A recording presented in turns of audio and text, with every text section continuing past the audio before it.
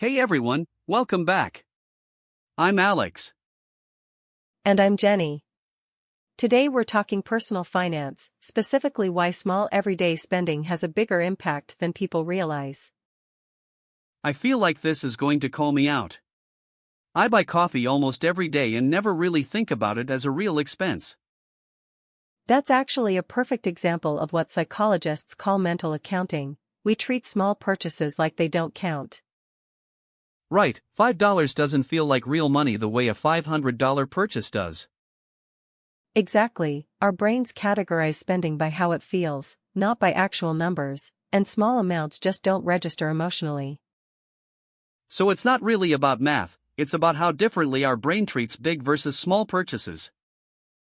Right, and that gap between feeling and reality is exactly where a lot of budgets quietly fall apart.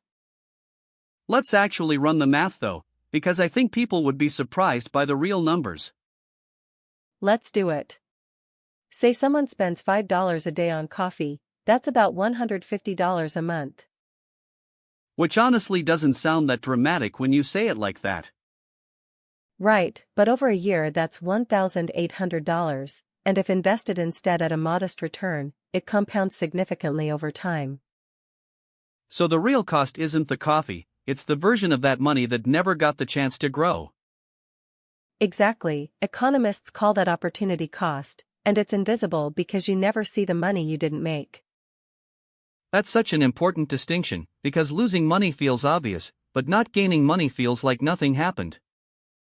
Right, and that invisibility is exactly why small recurring expenses are so easy to ignore long term.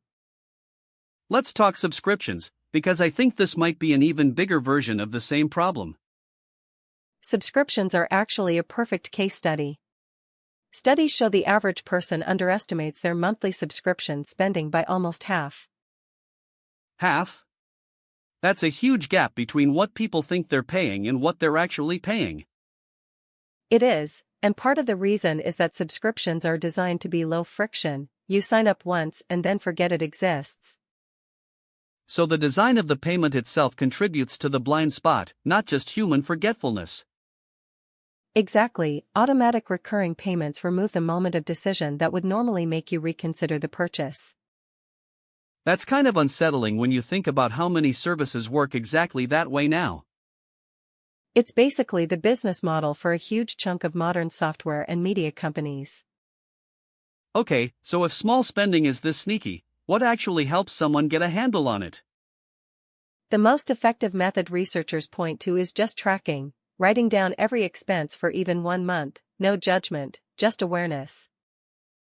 So the goal isn't immediately cutting things, it's first seeing where the money is actually going. Exactly, most people are surprised by their own numbers. Awareness alone tends to change behavior without needing a strict rule. What about the classic advice, the latte factor, cut small purchases to save big? Does that actually hold up? It's partly true but often oversimplified. Cutting small joys entirely can backfire and lead to burnout on the budget itself. So it's less about eliminating small spending completely and more about being intentional with it. Exactly, the goal is spending on things you actually value and cutting the ones you don't even notice you're paying for.